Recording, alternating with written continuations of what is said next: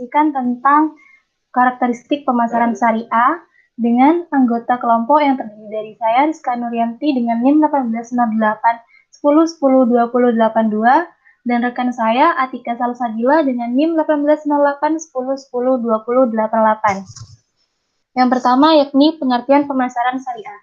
Pemasaran syariah merupakan sebuah disiplin bisnis strategis yang mengarahkan proses penciptaan, penawaran, dan perubahan value dari suatu inisiator kepada stakeholdernya, yang dalam keseluruhan prosesnya sesuai dengan akad dan prinsip-prinsip muamalah dalam Islam. Karakteristik pemasaran syariah. Menurut Hermawan Kartajaya dan Muhammad Sair Sula, terdapat 4 karakteristik pemasaran syariah. Yang pertama yaitu teistis atau rabbaniyah. Rabbaniyah atau ketuhanan adalah segala konsep hukum, peraturan, nilai, dan prinsip yang terkandung dalam Islam yang bersumber dari wahyu Allah Subhanahu wa Ta'ala dan hadis Rasulullah Shallallahu Alaihi Wasallam. Karakteristik teistis inilah yang membekali para pelaku pemasaran untuk bersaing secara sehat dan menghindari praktik bisnis yang penuh dengan keserakahan. Implikasi dari prinsip ketauhidan akan menghasilkan 9 etika yang harus dimiliki oleh pelaku pemasaran, yaitu memiliki kepribadian spiritual, yang kedua berkepribadian baik dan simpatik, yang ketiga berlaku adil, yang keempat melayani dengan rendah hati, yang kelima selalu menepati janji, yang keenam jujur dan terpercaya, yang ketujuh tidak berburuk sangka, 8 tidak menjelek-jelekan, dan yang terakhir yaitu tidak melakukan suap. Yang kedua yaitu etis atau akhlakiyah. Sifat etis atau akhlakiyah merupakan turunan dari sifat teistis. Pemasaran syariah selain bersifat ketuhanan juga mengedepankan nilai-nilai moral dan etika. Bahkan agama apapun juga berpegang pada etika karena etika di sini bersifat universal.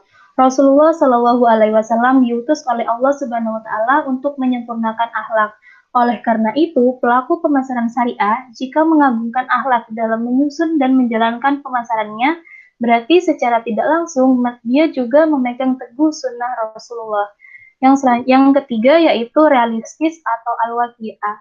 Al-waqi'iyah. Al-waqi'iyah artinya realistis atau nyata adanya. Ajaran Islam didesain sedemikian rupa sehingga memungkinkan diterapkan secara nyata dalam kehidupan manusia. Jabaran makna dari prinsip al-waqi'iyah meliputi kemudahan untuk dilakukan, menyelesaikan masalah, menekankan kesederhanaan, dan positif terhadap pemikiran. Menurut Shihab, beliau mengartikan al-waqi'iyah dengan arti menuntut pelaku bisnis untuk supel atau luas dengan berbagai kondisi dan relasi. Karakteristik al-waqi'iyah menurut terminologi fikih disebut dengan kelonggaran. Misalnya, ketentuan tentang bermuamalah atau jual beli dalam Islam. Contohnya, pada zaman dahulu, jual beli atau transaksi tersebut hanya dapat dilakukan apabila seorang pembeli dan penjual bertemu dalam satu tempat yang sama. Akan tetapi, seiring berkembangnya zaman, transaksi jual beli dapat dilakukan di mana saja, entah itu melalui media online. Yang terakhir yaitu humanistis atau al-insaniyah. Insaniyah berasal dari kata insan yang berarti manusia. Pada dasarnya, ajaran Islam berisi petunjuk dan aturan dari Allah untuk kepentingan dan kebahagiaan manusia. Setiap apa yang diperintahkan pasti akan membawa kebaikan bagi manusia. Dan sebaliknya, apa saja yang dilarangnya pasti di dalamnya ada sesuatu yang membahayakan bagi diri manusia. Keistimewaan dari pemasaran syariah adalah sifat humanis universal. Nilai humanis ini menuntut para pelaku pemasaran untuk menjaga tali persaudaraan, saling menolong, saling mengenal, saling membantu, dan berprasangka baik ke sesama pelaku bisnis, sehingga tercipta keharmonisan antar pelaku bisnis. Salah satu implementasi karakteristik insaniyah adalah adanya prinsip ukhuwah insaniyah atau persaudaraan antar manusia. Yang selanjutnya yaitu definisi maqasid syariah. Maqasid berasal dari kata maksus atau maksad yang berarti tujuan. Dapat diartikan maqasid syariah yaitu perwujudan kebaikan dan menolak keburukan, serta menghilangkan kemudaratan. Selanjutnya yakni rasionalitas makosid syariah. Dalam memasarkan produk secara syariah, seseorang yang melakukan pemasaran syariah harus menerapkan 5 pokok kemaslahatan yang ada pada makosid syariah. 5 pokok kemaslahatan ini akan dibahas oleh rekan saya.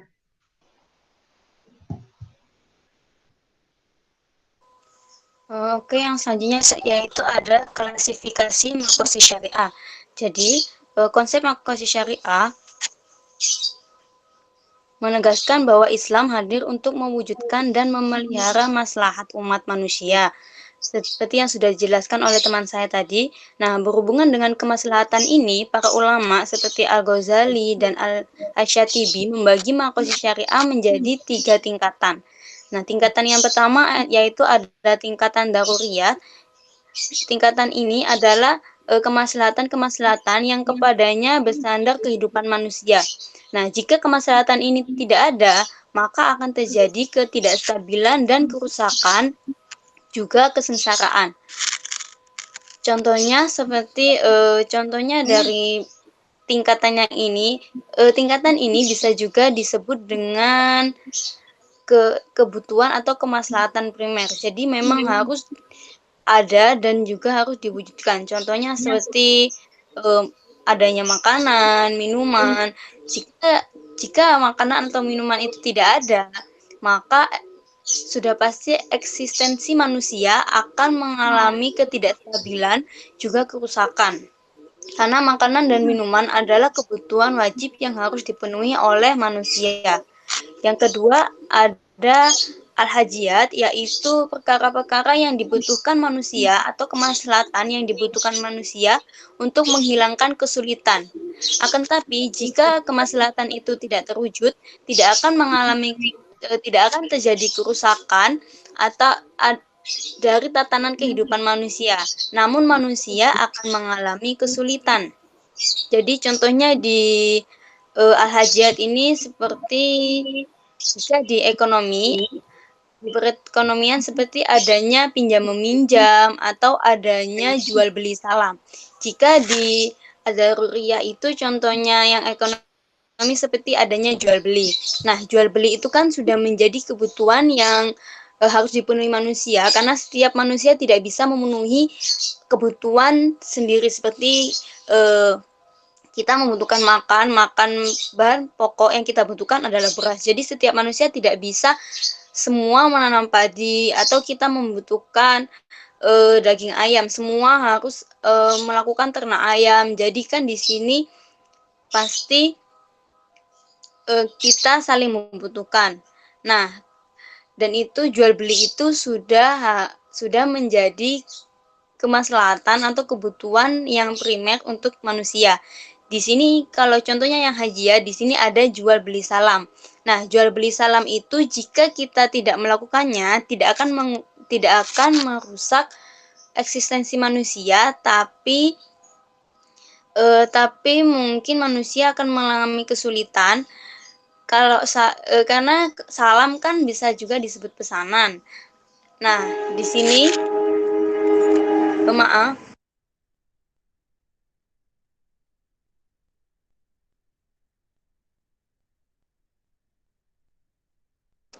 Nah, di sini salam itu hanya tidak menjadi kebutuhan primer atau daruriyah, tapi berada di tingkat hajiyat.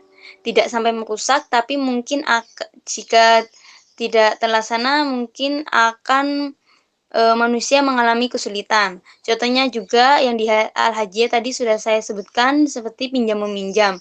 Nah, sudah saya singgung tadi bahwa manusia itu tidak bisa memenuhi semua kebutuhannya sendiri. Maka dari itu ada dalam Islam sudah kita ketahui bahwa Islam itu adalah agama yang rahmatan lil alamin.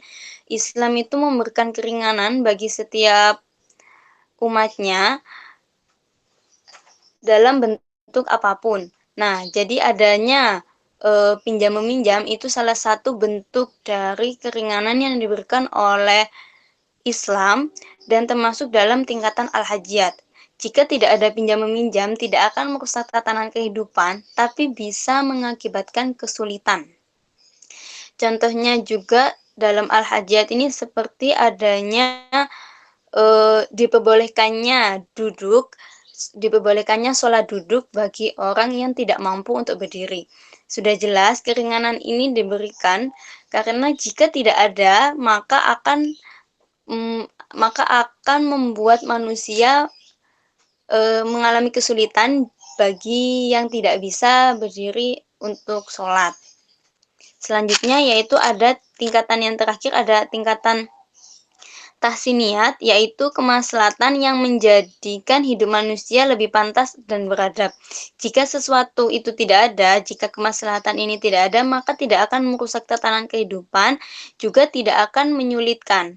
Hanya saja akan mengurangi kepantasan, etika, atau moral. Jadi contohnya yang di tahsiniyat ini seperti etika minum, etika makan, atau mungkin etika ketika kita bertransaksi, seperti mungkin ketika kita melakukan jual beli atau pinjam meminjam, itu tentunya harus ada etika yang dilakukan seperti bersikap ramah, kemudian mengucapkan sesuatu dengan baik.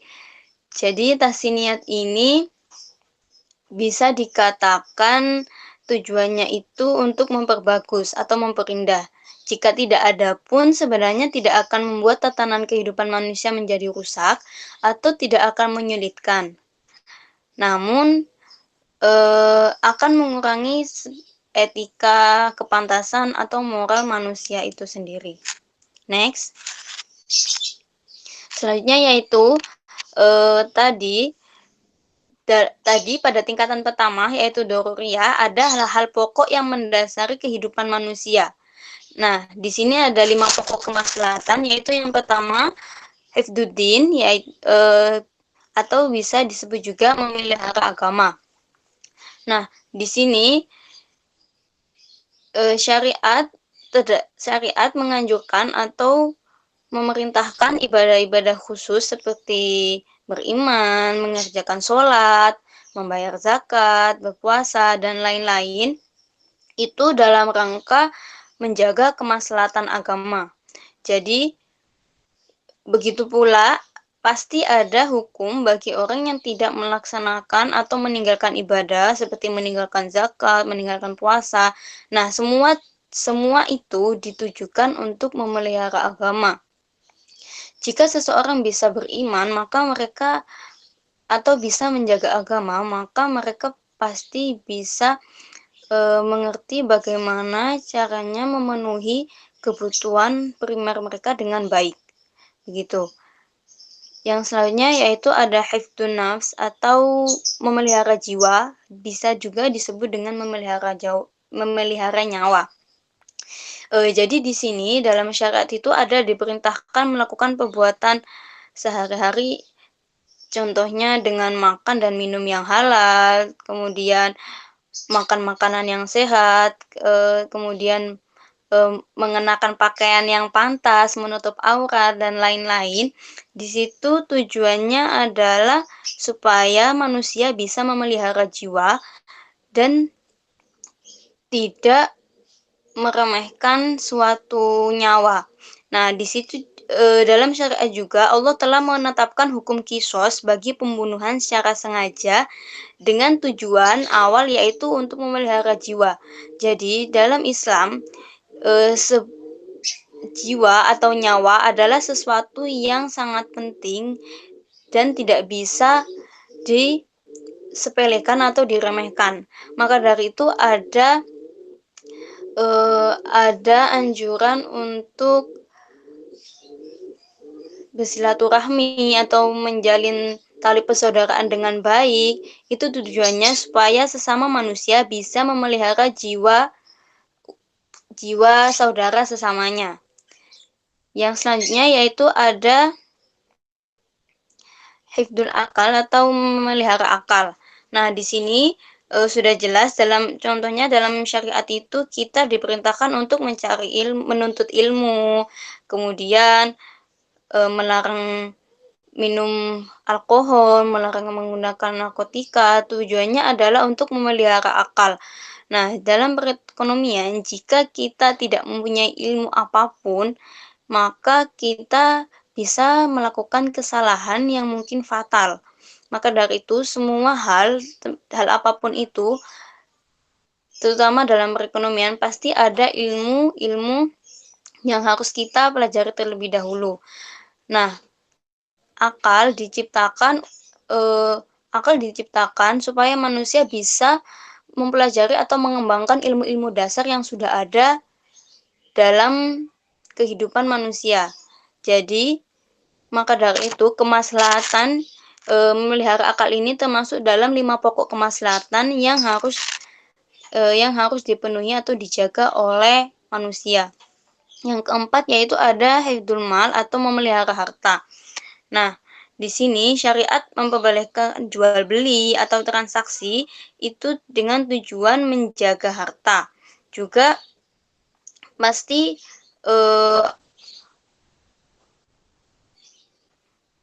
dan juga pasti ada semacam sanksi atau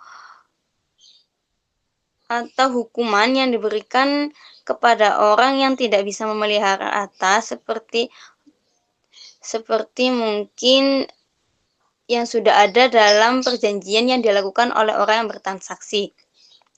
Nah, di sini memelihara harta termasuk dalam kemaslahatan karena manusia hidup di dunia ini pasti membutuhkan harta. Maka dari itu, jika kita tidak bisa memelihara harta kita sendiri, maka itu bisa berhubungan dengan memelihara akal tadi dan juga memelihara jiwa. Harta juga bisa memancing kita untuk kehilangan kemaslahatan yang lain. Jadi seperti contohnya, jika kita tidak bisa memelihara harta dengan baik, maka bisa membuat orang itu mungkin kehilangan akal dan ujung-ujungnya bisa membuat seseorang kehilangan jiwanya. Seperti mungkin mencuri yang bisa sudah banyak kasus jika kita mencuri kemudian si pencuri itu ketahuan oleh orang yang memiliki harta, biasanya di situ akan terjadi pembunuhan dan lain sebagainya. Maka dari itu 5 pokok kemaslahatan ini sebenarnya saling berhubungan satu sama lain dan akan mewujudkan kemaslahatan primer yang tadi sudah saya jelaskan di awal. Yang terakhir adalah memelihara keturunan atau hifdzun nasl. Di sini, maka dari itu syariat mewajibkan menikah dan melarang adanya pezinahan karena ditujukan untuk menjaga kemaslahatan manusia, yaitu memelihara keturunan. Next. Selanjutnya yaitu ada keunggulan pemasaran syariah. Dalam pemasaran konvensional, orientasi selalu dinamis, seiring dengan permintaan konsumen dan faktor-faktor lain yang turut serta menentukan. Akan tetapi, dalam pemasaran syariah, landasan yang dijadikan pijakan telah baku dan nilai-nilai yang diajarkan bersumber dari landasan normatif yang kebenarannya tidak terbantahkan, yaitu Al-Quran, serta merujuk pada sosok Rasulullah SAW sebagai suri tauladan yang harus diteladani dan diimani kebenarannya. Next. Nah, di sini ada beberapa keunggulan pemasaran syariah. Yang pertama yaitu nilai pemasaran syariah bersifat fleksibel. Jadi, nilai-nilai yang dimiliki oleh pemasaran syariah bersifat inklusif. Maksudnya itu untuk siapa saja, dari golongan mana saja, dan agama apa saja. Nah, pemasaran syariah memiliki nilai yang dapat digunakan dan menginspirasi universalitas seluruh manusia, bukan hanya berpusat pada Islam saja. Nah, yang kedua yaitu kejujuran merupakan nilai inti yang melekat. Jadi, kejujuran dan integritas adalah prinsip yang diagungkan dan dijunjung tinggi pada praktek pemasaran syariah. Nah, Rasulullah sebagai suri tauladan terkenal dengan kejujurannya.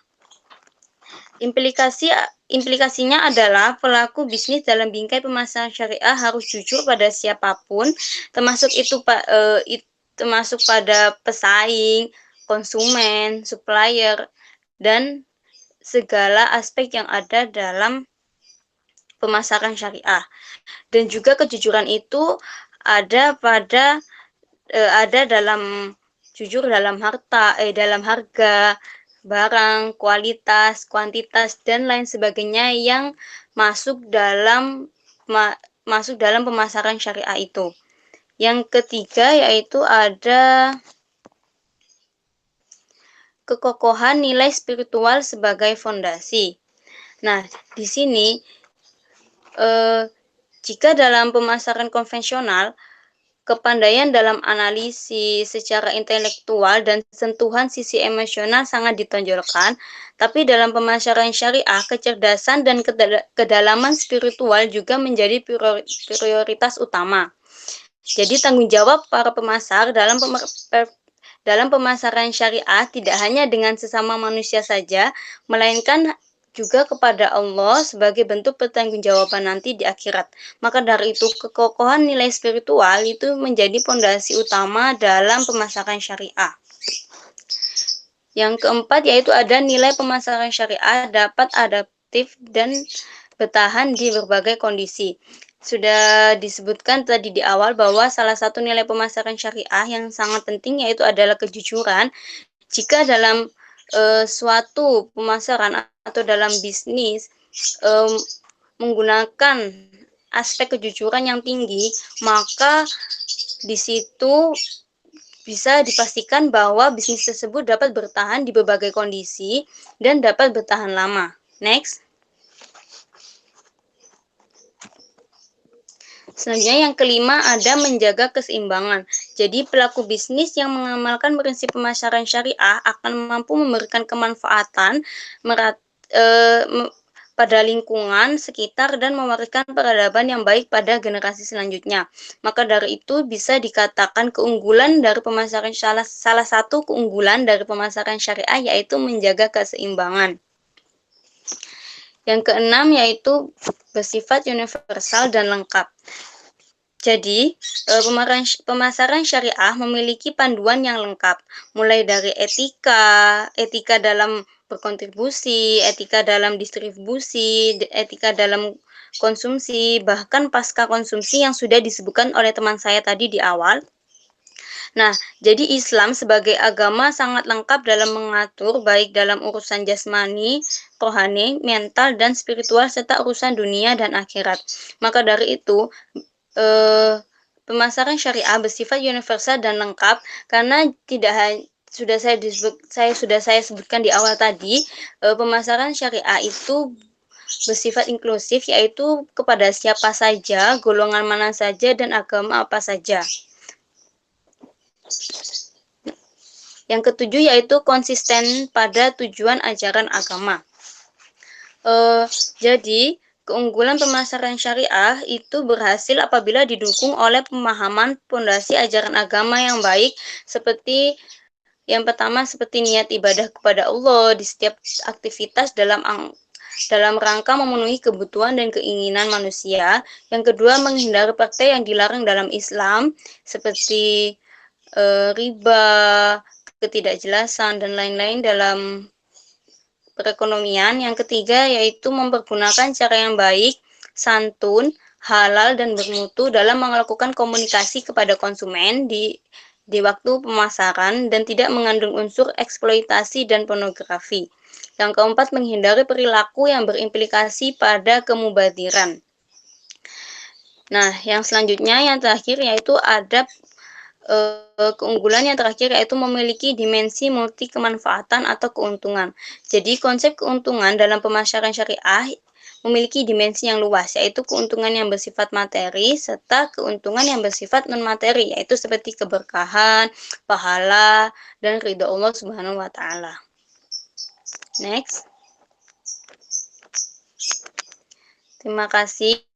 Sekian dari kelompok kami. Apabila ada kesalahan kata dan perbuatan kami mohon maaf. Wassalamualaikum warahmatullahi wabarakatuh.